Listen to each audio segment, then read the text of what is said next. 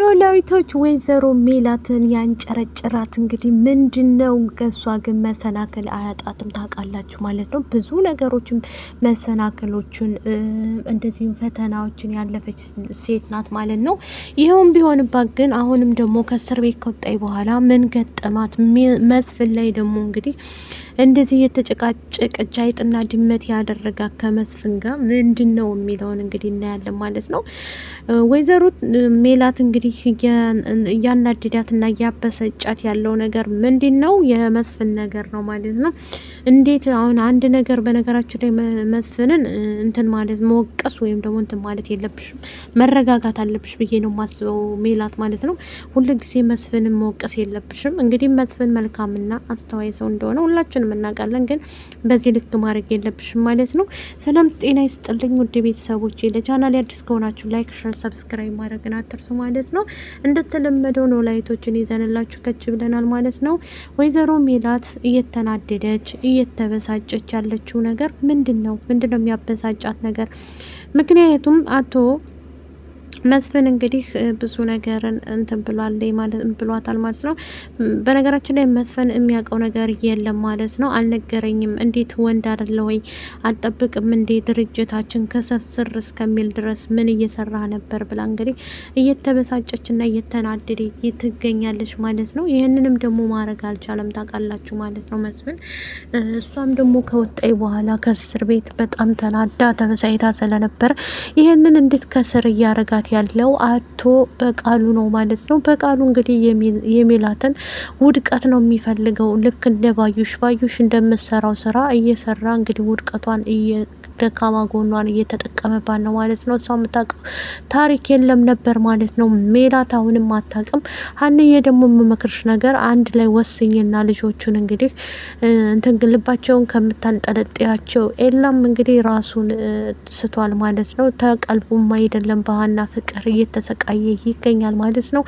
ተምቹም የኤላን ጓደኛ አሊን አምጥቶ እንግዲህ እሱ ጋር አሳይቶት ያለበትን ሁኔታ፣ ምክንያቱም አንተ እኮ ከቀልብህ አይደለህም በጣም ታሳዝናለህ ምናምን እያለ ይነግረዋል ማለት ነው። እሱም ግራ ገብቶት ምን ማለት ነው ምንድን ሁኝ ያለውኝ እያላቸው ነበር ማለት ነው። በዚህ ሰዓት ላይ እንግዲህ እንደምታውቁት የኖላዊት ድራማ ተከታታዮች ማለት ነው ኤላን ትምረጥ አሴር እንኳ ያው አሴርን እያስመሰለ እንጂ የሚወዳትን ሴት ማን ወንድ ነው አሳልፎ የሚሰጠው ብላችሁ ታስባላችሁ? በፍጹም እኔ እንደዚህ አይመስለኝም ነበር ማለት ነው። አሴር እንግዲህ ሀናን አሳልፎ እንደሰጣት አይተናል ማለት ነው። እሱም ያደረገው ምንድን ነው? ሀንዬ ከአሴር ጋር ለመሆን ፍላጎት የላትም። አሁን በኢዛ ፍቅር ነው። የኢዛ ፍቅር እንግዲህ እየወዘወዘ ይዟታል፣ አጥብቆ ይዟታል ማለት ነው። በዚህ የተነሳ እንግዲህ ደምን ባያለቀሱና እየተበሳጩ ይገኛሉ ማለት ነው። በዚህ ሰዓት ላይ ቀስ ብለን የምናስተካክለው ይሆናል አይሆንም እያሉ ግራ ገብቷቸዋል ማለት ነው። የሜላት አድናቂዎችም ደግሞ እንግዲህ ሜላትን አንዳንድ ጊዜ ኮርኮም እናድርጋ ብዬ ነው ማስበው ማለት ነው። ሁል ጊዜ ባል መከበር አለበት ለመስፍን። መስፍን በመሆኑ ግን ችሏታል። በጣም መልካም ባል ነው። እውነቴን ነው ምላችሁ። እንደ ባዩሽ ባል ቢሆንባት እንደ በድሩ ነው። አዎ በድሩ እንደዛ ቢሆንባት በጣም ከባድ ሁኔታ ውስጥ ነበር የምትሆነው ማለት ነው። እሱ ግን እንደዛ አያረግም። በጣም ይረዳታል። እየጮኸችበት በጣም ብዙ ነገር እያደረገችው ሜላት መስፍንን እንግዲህ ችሏታል። ይሄን ሁላ ጊዜ አብረው ጊዜ ለረጅም ጊዜ ልጆች አፍርተው ብዙ ነገርን አይተው ወግ ማድረግ አይተው እንግዲህ እየኖሩ ነው መስፍንና እንትና። እሱም ደግሞ ተናዶ በሷ እባክሽን ተረጋጊና እንመካከር ነገሩ ምንድነው እያላት ነበር። እሷም ደግሞ ልቀቀኝ፣ እጄ ልቀቀኝ፣ ወደዛውንልኝ እያለች እየገለማመጠችው ነበር ማለት ነው። ሰከን ባለ መንገድ ብታወሪውና አብራችሁ ወሬያችሁን እንግዲህ ሰብሰብ አድርጋችሁ ጠቅለል አድርጋችሁ የመጣባችሁን ችግር ማሳለፍ አለባችሁ እንጂ ለአንቺ እስር ቤት በነበርሽበት ሰዓት ላይ ሲጨነቅና ሲጠበብልሽ የነበረው መስፍን ከነ ልጆቹ ነበር ማለት ነው። አሁን ደግሞ ተምቹ አልሄድም በፍጹም ምን ብዬ ነው የምሄደው? ለብዙ ቀናቶች እኮ ስጠብቃት ትታኝ ሄደች ሴት ናት። ስለዚህ አሁን ምን ፈልጋ ነው? እኔስ ደግሞ የምሄደው ምን ፈልጌ ነው? ስለዚህ አልፈልጋትም ብሎ እያለ ነበር ለአሲር። አሲርም ደግሞ በፍጹም እሷንማ ሄደህ መጠየቅ አለብህ እንዴ፣ ምን ችግር አለው ሄደን እንጠይቃት እያለ እየለመነው ነበር ማለት ነው አሲር ተምቹ እንግዲህ እንደነገርኳችሁ እርግብ የተወሰነ ሰዓት ላይ ጠፍታ ነበር ማለት ነው። እሱም ታክስቷ ተደብቃ ከዛም በኋላ ባዩሽ ከሞተችን በኋላ ለረጅም ጊዜ ጠፍታ ነበር ማለት ነው። አሁን ተመልሳ የመጣው ማለት ነው። በዛ የተነሳ እንግዲህ እየተናደደና እየተበሳጨ ይገኛል ማለት ነው። አሁን ተምቹ ሁለት ልብ ሆኖ አልገባችሁ? አንደኛ እሷ አለችበት፣ ሁለተኛ ደግሞ ይቺ ማንች አለች ማለት ነው። ይሄ ነገር እንግዲህ እያስፈዘዘና እያደነዘዘው ነው ማለት ነው። ተምቹ ፍቅር ፍፍ ያለ ፍቅር ከድንብላል ይዞታል ማለት ነው። እርግብን እንኳ ብዙም አይደለም ልቡም አልፈቀደለትም ማለት ነው። ምክንያቱም ድንብላል አለችበት በጎን በኩል። አሲርም እንግዲህ ስለ ኤላ ለሀና ተረጋግቶ በተረጋጋ መንገድ እያወሩ ቀስ ብለው፣ አሲር ግን ለሰው ሲሆን ነቃ ነቃልክ፣ ለራስ ሲሆን ግን እንደዛ እንዳልተሰቃየህላት ለሀና ሞትኩኝ ሄድኩኝ እያልክ በየመንገዱና ራስህን ለመሳት ራስህን ሁሉ ዝቅ አድርገህ እያየንህ ነበር ማለት ነው። ያ ሁላ ፍቅር የት ገባ? አሁን ላይ እንግዲህ ሀናን ኤላን አትጉጁ እያልክ እየመከርክ ነበር ማለት ነው። አንድ ወንድ ልጅን የማውቀው ለፈቀራት ሴት አይደለምን አሳልፎ ሊሰጥ ቀርቶ ጫፏን እንዲነኩበት እንኳ አይፈልጉም ማለት ነው። አንተ ግን ምንድን ያረከው? ጠቅለል አድርገህ አንድ ላይ ሆናችኋል ማለት ነው። በጣም ይገርማል ማለት ነው። ይሄ ነገር እንግዲህ ግራ ጋብቶታል ማለት ነው። አሲር በጣም ምስኪንና የዋህ ልጅ በመሆኑ በእርግጥ እኔ አሳልፎ የሰጣት ነገር እኔ በጣም ግራ ገብቶኛል ማለት ነው ውዶችዬ። ይህንን ማድረግ አልነበረበትም ማለት ነው። እንግዲህ ሀናን አሳልፎ እየሰጣት ራሱ ነው። እስከ ዛሬ ድረስ ፍትህ እያልኩልህ ነበር። እኔም እንኳ በነገራችን ላይ ሁሉም ለጆሮ እያልን ነበር ማለት ነው። እሱ ግን ምንም አልመሰለውም ማለት ነው። የወይዘሮ ሜላት እንግዲህ ጸባዋን እንድታስተካክል መከር ደቆስ እናድርጋት ማለት ነው። በእኔ በኩል እውነት ለመናገር ሜሉዬ ጸባይሽን አስተካክሊ ከአሲር ጋር ያለሽን ነገር ማለት ነው። እሱ እንግዲህ ሜላት ሶሪ ከንትና ጋር ማለት ነው ከመስፍን ጋር በጣም የሚረዳሽና መልካም ሰው ነው። እውነት ለመናገር በጣም መልካም ነው።